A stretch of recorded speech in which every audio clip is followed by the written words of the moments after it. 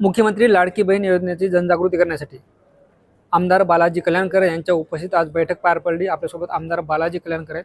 Sir, काय सांगाल, कशा पद्धतीनं मुख्यमंत्री लाडकी बहीण योजनेची जनजागृती सुरू आहे?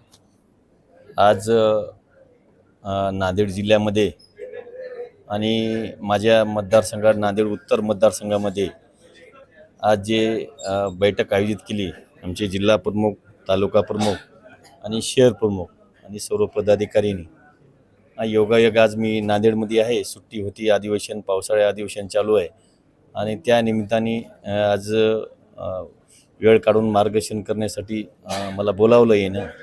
आणि आज जे आपण ही योजनेची पदाधिकाऱ्यांनी मुख्य पदाधिकाऱ्याची बैठक होती आणि या बैठकीला जिल्हा प्रमुख, शहर प्रमुख, सहसंपर्क प्रमुख, आमचे सरपंच संघटनेचे जिल्हा अध्यक्ष नारायणराव कदम, जिल्हा प्रमुख महिला, सर्व पदाधिकारी महिला, सर्व पदाधिकारी आणि सर्व सरपंच संघटनेचे मतदारसंघातले सर्व शिवसैनिक असे सर्व या बैठकीला उपस्थित होते। आपले महाराष्ट्र राज्याचे मुख्यमंत्री माझी लाडकी बहीण अशी जी योजना कालच्या पावसाळ्या अधिवेशनामध्ये जाहीर केल्यानंतर बरेच काही योजना युवक पिढीला आज कामगार बेकार आहे, बेरोजगार आहेत, त्यासाठी एक मदत म्हणून त्यालासुद्धा एक योजना चांगली जाहीर केलेली आहे। अशा काही बरेच आहेत। शेतकऱ्यासाठी सुद्धा चांगली वीज मोफत आणि त्याच्यात ते सुद्धा महावितरणचा जे फायदा करून दिला शेतकऱ्याला, ती सुद्धा योजना आपली आज महाराष्ट्र राज्याचे मुख्यमंत्री एकनाथभाई शिंदे साहेब, तसेच उपमुख्यमंत्री फडणवीस साहेब आणि दुसरे उपमुख्यमंत्री अजित पवार साहेब ही यांच्या नेतृत्वाखाली महाराष्ट्र राज्यामध्ये ही योजना जाहीर झालेली आहे। त्यांच्या मार्गदर्शनाखाली सर्व त्यांच्या सूचनेनुसार ही योजना सामान्य जनतेपर्यंत पोहोचली पाहिजेत या हेतूने आज इथं बैठक आयोजित केलेली। खरंच सगळ्याचं मी तिघाचे बी अभिनंदन करतो। महाराष्ट्र राज्याचे मुख्यमंत्री एकनाथभाई शिंदे साहेब आणि उपमुख्यमंत्री फडणवीस साहेब आणि उपमुख्यमंत्री अजित पवार साहेबाचं अभिनंदन करून त्यांना मी शुभेच्छा देतो। महायुती सरकारनं एवढ्या चांगल्या योजना जाहीर केला असं म्हणताय। एककडे आज छत्रपती संभाजीनगर येथे उद्धव ठाकरे असे म्हणतात की पापाचा घडा झाकण्यासाठी हे योजनेचं पांघरण आहे। असं काही नाही। आज सामान्यपर्यंत जनतेपर्यंत ही योजना जाणार आहे, त्याच्यामुळं मी याच्याबद्दल बोलू शकणार नाही।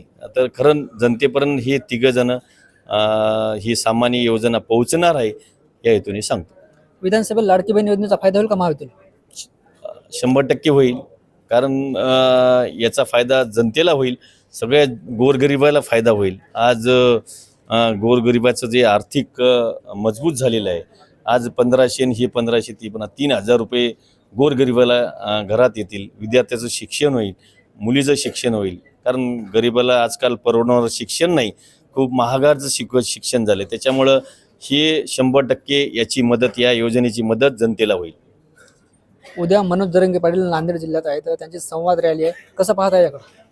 100% आमचा सुद्धा त्याला पाठिंबा आहे, मनोज जरांगे साहेबाला, आणि 100% आम्ही त्यांच्या गोष्टीची सहमत आहे। जरांगे पाटलांनी सरकारला अल्टिमेट दिला, 13 जुलैपर्यंत आरक्षण नाही दिलं तर 288 जागा उभ्या करून 288 पाडू।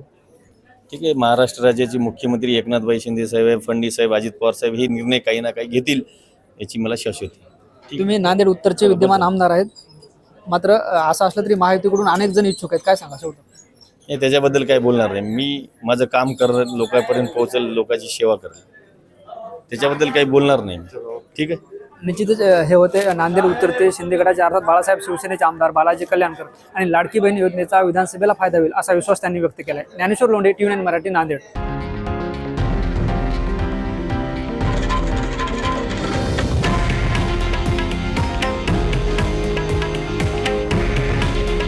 हे आहे देशातील नंबर 1 न्यूज नेटवर्क आणि आपण पाहत आहात TV9 मराठी। काळजी तुमची, हित महाराष्ट्राचं।